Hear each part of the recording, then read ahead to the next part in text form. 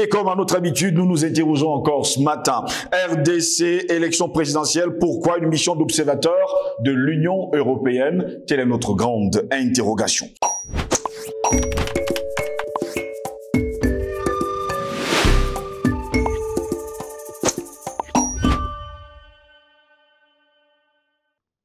Mesdames, Messieurs, bonjour, très heureux de vous retrouver sur Panafricaniste TV, la chaîne de télévision des panafricanistes, votre chaîne de télévision qui vous apporte le meilleur de l'information. En réponse à une invitation du ministère des Affaires étrangères de la République démocratique du Congo, l'Union européenne a décidé de déployer une mission d'observation électorale de l'Union européenne pour les élections générales prévues pour le 20 décembre prochain. Joseph Borrell, haut représentant de l'Union européenne pour les affaires étrangères et la politique de sécurité, a nommé Malin Björk, députée européenne, comme observatrice en chef de cette mission du côté de la République démocratique du Congo dès le mois de décembre prochain. Le haut représentant Joseph Borrell a donc déclaré, et je cite, « Les prochains mois seront décisifs pour la consolidation démocratique en RD Congo et la coopération bilatérale entre la RDC et l'Union européenne. Il revient à toutes les parties de travailler ensemble pour rendre les élections pleinement inclusives, libres, transparentes et apaisées.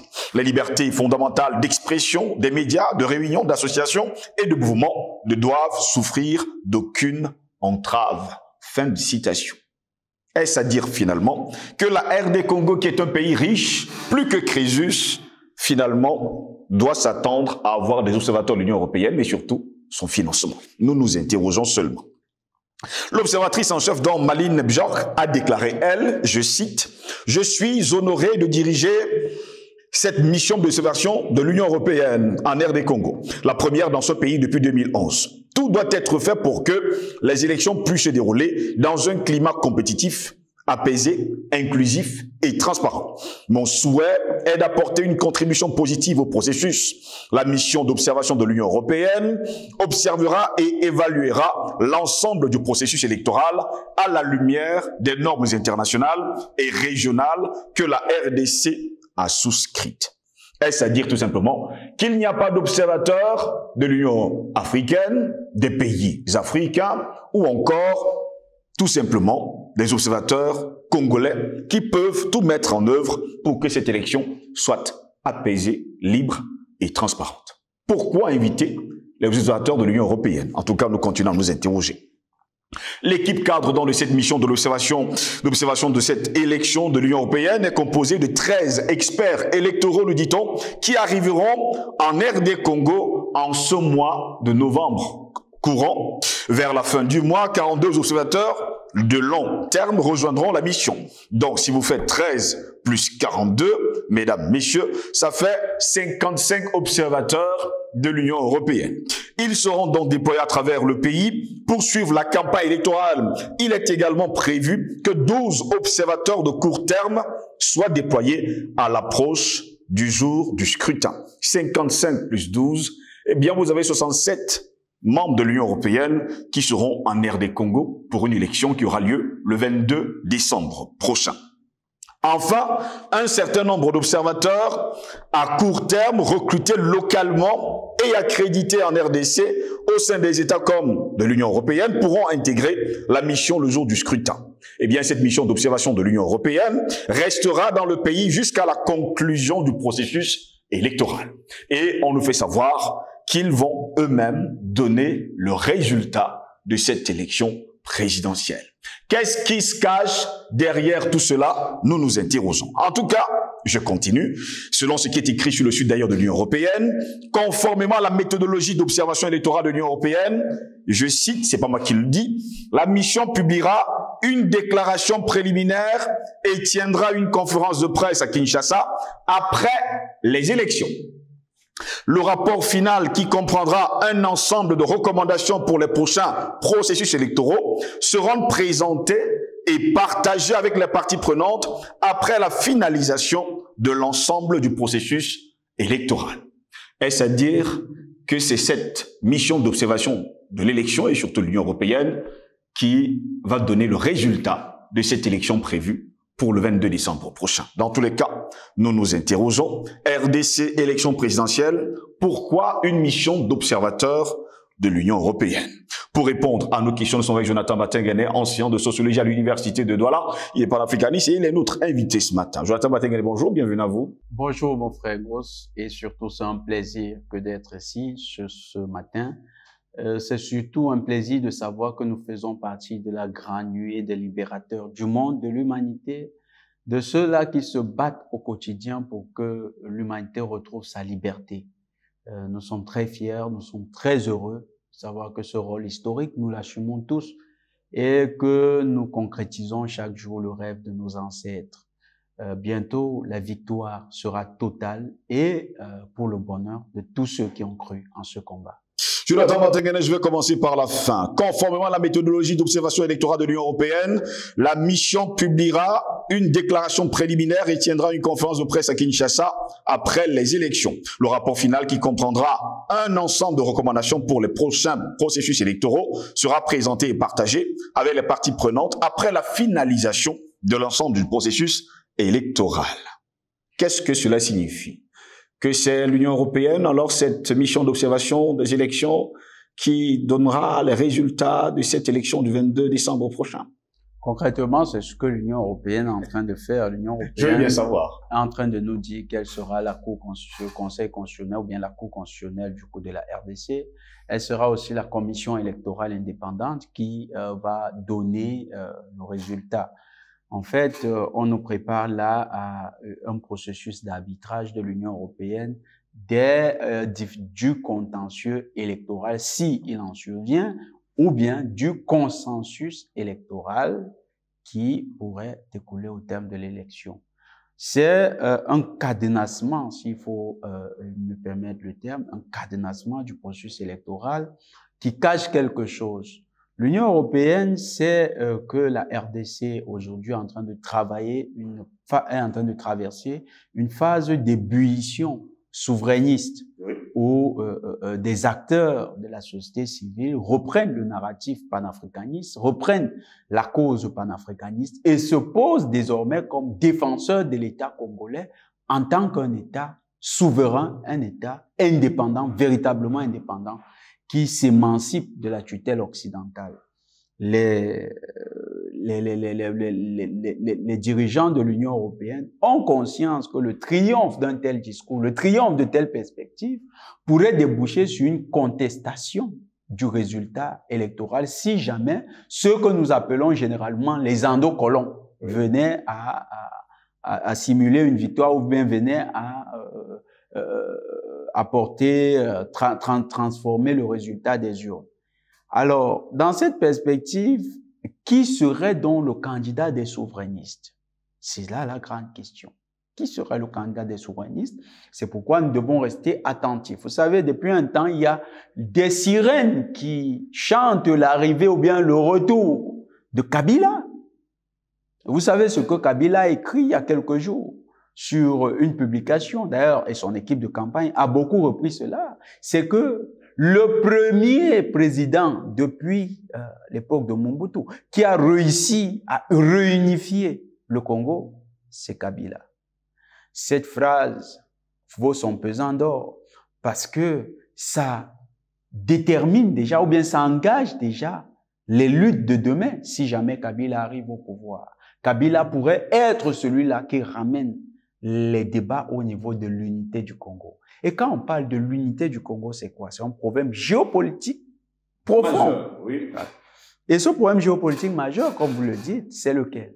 C'est la partition du Congo depuis 1960 qui a été actée par la création de pseudo-mouvements de contestation comme la République imaginaire du Katanga, puis les velléités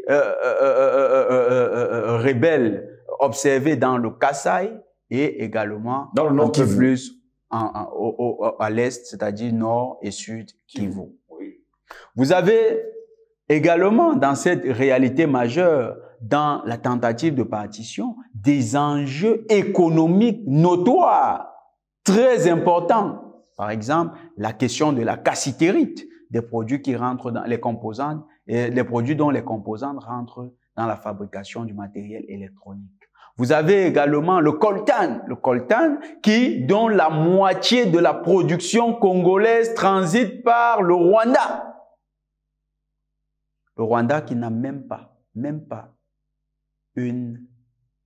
je vais utiliser les Camerounais parfois cette phrase, et c'est nos grands-pères parfois quand ils veulent te montrer que tu as fait grave, ils n'ont même pas une minette, pour ne pas dire une petite mine de coltan sur leur territoire. Le Rwanda n'a pas d'exploitation aurifère importante et pourtant la plus grande entreprise de transformation aurifère dans la zone, surtout et d'exploitation industrielle de l'or, est au Rwanda. Le Rwanda a fait du parc de Virunga le principal pôle de pillage des ressources de la RDC. Pas seulement le Rwanda, mais également l'Ouganda. Et comme ça, les minerais partent de Rutshuru, partent de Beni, partent de toutes ces zones frontalières pour retrouver les différents pays. Les grandes multinationales occidentales ont toutes des représentants, que ce soit des représentations au Rwanda ou bien en Ouganda. C'est le processus de siphonnage des ressources naturelles de la RDC, particulièrement les minéraux. Je ne parle pas du wolframite et toutes les autres ressources, le lithium, toutes les autres ressources naturelles qui rentrent toujours dans les composantes électroniques. Parlons pas d'uranium. Parce que jamais les États-Unis ne nous disent véritablement la quantité d'uranium qu'ils exploitent depuis le Rwanda. L'Europe fait face aujourd'hui à une crise énergétique sans précédent. Cette crise énergétique a été accélérée par un ensemble de contradictions du monde contemporain. L'une des contradictions, c'est la crise à l'est de l'Ukraine. La crise qui oppose les Ukrainiens aux Russes dans le cadre de la sécurisation du Donbass par les Russes. Mais aujourd'hui, et c'est ça qui est intéressant, les Russes ont monté les enchères depuis qu'ils se sont rendus compte qu'ils sont au-dessus de la puissance militaire de toute l'OTAN. Ils ont dit s'il faut un cessez-le-feu, nous n'allons pas que demander la sécurité du Donbass. Nous allons demander les possessions de villes entières comme Odessa, Kharkiv et donc la possibilité de rejoindre la Transylvanie. Et la conséquence, c'est que l'Ukraine risque de ne plus jamais posséder de littoral. La Russie sera l'ultime maîtresse à la fois de la mer Caspienne et de la mer Noire. Vous avez la contradiction qui, ici, les enjeux économiques, c'est que les Européens ont été coupés à la fois par leur propre attitude suicidaire du gaz russe et d'autres ressources stratégiques venant de Russie. De l'autre côté, vous avez les élans souverainistes, libérateurs africains. Le Mali, dont la production d'or est aujourd'hui maîtrisée par l'État du Mali et n'est plus siphonnée par la France. Le Burkina, l'or également. Le Niger, l'uranium. Un ensemble d'autres ressources, dont le pétrole bientôt. Vous avez des projets gaziers qui vont partir du golfe de Guinée jusqu'à l'Algérie et puis revenir vers l'Europe. Mais ces projets, ce n'est pas pour demain. C'est à très long terme. C'est à long terme. Oui. Pas à très long terme, c'est à long terme. Il y a donc un besoin énergétique en Europe. Et l'avancée technologique russo-chinoise dans leur compétition avec l'Occident est telle que les Chinois sont devenus les champions du monde en matière de technologie. Je tiens à rappeler que le téléphone le plus avancé l'année prochaine sera un téléphone chinois. Ça sera un Huawei. Ça ne sera plus un Apple. Or, les Chinois, ils sont les principaux acheteurs en Afrique.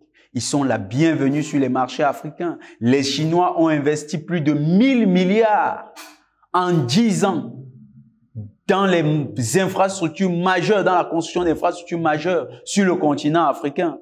C'est eux qui sont à la construction du barrage de la Renaissance en Éthiopie. C'est eux qui sont à la construction d'aéroports ultra-modernes en Algérie. C'est eux qui sont auteurs de l'autoroute, qui sont actuellement sur le marché de l'autoroute Douala-Yaoundé, avec tous les sabotages que l'on connaît. Une autoroute qui finalement prend des années-lumière, alors que on aurait dû avoir la livraison il y a de cela quelques années.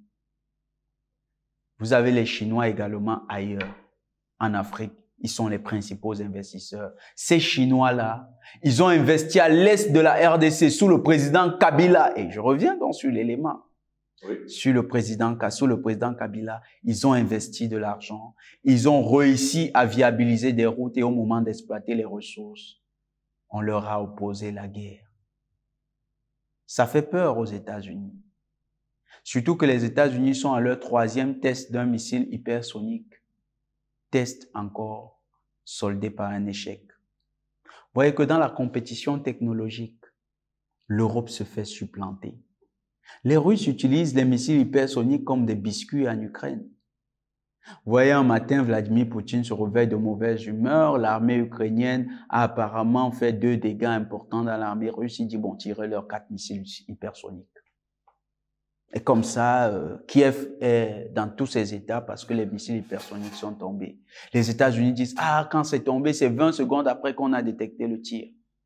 Vous voyez un peu, le retard technologique pris au fur et à mesure par l'Occident fait que les zones d'approvisionnement en matières premières deviennent des enjeux stratégiques majeurs. Maintenant, revenons donc à votre question. Pourquoi l'Union européenne cadenasse la question de l'élection en RDC? Tout s'explique par le fait que l'enjeu des ressources naturelles stratégiques en grande quantité disponibles sur le sol de la RDC exclut au niveau de l'Europe toute idée de laisser une compétition véritablement démocratique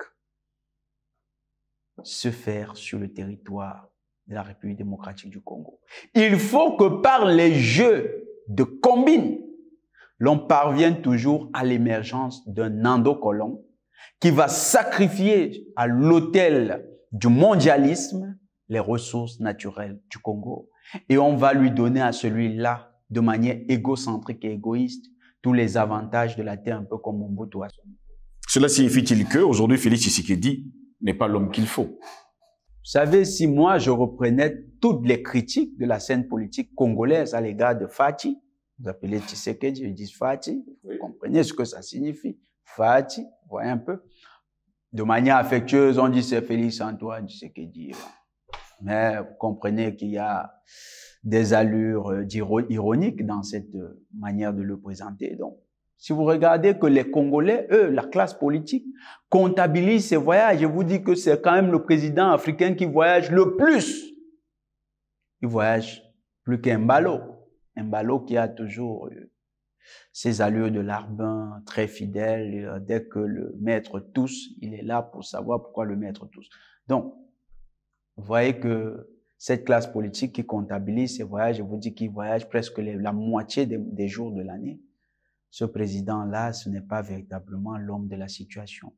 Quand vous regardez aussi comment est-ce qu'il se comporte par rapport à la crise à l'est de la RDC, il n'y a aucune véritable solution. Plutôt, il emprisonne tous les panafricanistes, tous les souverainistes qui essayent de se lever dans le pays. Et je tiens encore un clin d'œil à mon frère Zarko Sefou, TGV Le Voyant, qui est emprisonné au niveau de la RDC. Comme lui, il y a beaucoup qui croupissent dans les chioles parce que simplement ils pensent à l'intérêt souverain de la RDC. C'est ce genre d'homme qu'ils veulent. Tshisekedi, il n'a aucun curriculum politique qui pourrait justifier son accession à cette mission. Pourtant, c'est lui qui accepte justement cette mission d'observation de l'élection sur le sol congolais. Il est rassuré de voir que le soutien occidental arrive. Il est rassuré. Pourquoi d'ailleurs accepter cette mission sur le sol congolais? Est-ce à dire que les Congolais ne peuvent pas eux-mêmes observer cette élection? Pas seulement les Congolais, la société civile africaine aurait pu elle-même assurer la supervision et même en toute autonomie organiser l'observation de ces élections. Mais le risque, c'est que si le processus électoral leur échappe et que par le jeu démocratique, je tiens à rappeler que Lumumba avait gagné la première élection de mai 1960 en RDC. Et si le résultat avait été observé comme l'élection s'était passée, Lumumba aurait été le président de la République indépendante de RDC. Mais, justement parce que c'était eux qui contrôlaient, ils sont arrivés à dissuader Lumumba d'accepter d'être plutôt Premier ministre et de laisser Kasavubu, dont le parti était arrivé avec une minorité à l'élection, de diriger la RDC. Un homme illégitime qui ne pouvait pas leur tenir tête et prendre l'homme légitime, le placer au niveau de Premier ministre. Donc, en s'arrogeant encore le contrôle de l'élection, ils veulent recommencer l'expérience qui a déjà marché. Ne l'oublions pas, les Occidentaux sont les champions de la répétition. Chez eux, quand un scénario marche, ils peuvent le répéter à l'infini. Et c'est ce qu'ils veulent faire en RDC. Répéter l'expérience. Surtout qu'ils ont, à côté de tout cela, un ensemble d'institutions qui leur sont acquises, qui ne sont pas forcément des institutions en faveur de la souveraineté de la RDC. La conférence épiscopale, par exemple. Les organisations, les ONG qui sont pour la plupart corrompues par le réseau international d'ONG appartenant à la diplomatie occidentale. Voilà le grand cercle vicieux qu'ils organisent autour de cette élection pour que triomphe encore la forfaiture.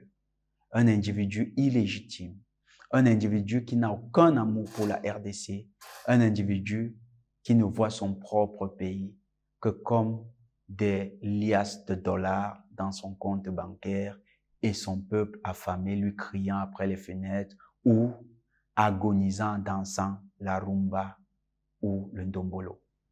Merci à vous, Jonathan Watenge, d'avoir été les nôtres. C'est moi qui vous remercie, mon frère Ngos. Nous avons foi que les Congolais vont faire le bon choix et que les souverainistes de RDC vont faire le choix du moindre mal. J'ai parlé de Kabila et tous ceux qui me connaissent savent que je n'ai pas un contact particulier avec l'homme, mais les recherches effectuées dans le domaine, les recherches sur la RDC nous apprennent une chose. Le dernier homme qui s'est vraiment battu contre les M23, qui a réussi à obtenir la RDC dans l'entièreté de ses frontières, c'était Kabila. Je pense que c'est un homme qu'il faudra observer dans les jours à venir. Les Congolais, nous leur disons, rejetez massivement cette escroquerie de Tshisekedi. Montrez-vous courageux. Organisez-vous. Défendez la souveraineté de votre pays et mobilisez-vous autour de quelqu'un qui aura la carrure, mais surtout la carrure de battre Tshisekedi. L'élection, ce n'est pas un jeu, ce n'est pas un concours de beauté, ce n'est pas la quantité de candidats qui fait la beauté, qui fait la réussite d'une élection. C'est la qualité des hommes, leur véritable stature d'homme d'État. Si vous avez des hommes d'État, rangez-vous derrière. Tous les souverainistes de RDC, rangez-vous derrière un homme d'État qui pourra renverser Tshisekedi. L'objectif, c'est renverser Tshisekedi, renverser la dictature internationale qui pille les richesses de la RDC. Merci à vous, mesdames, messieurs, de nous avoir suivis. Au plaisir de vous retrouver très prochainement. Gardez la foi. Bonne journée à toutes et à tous.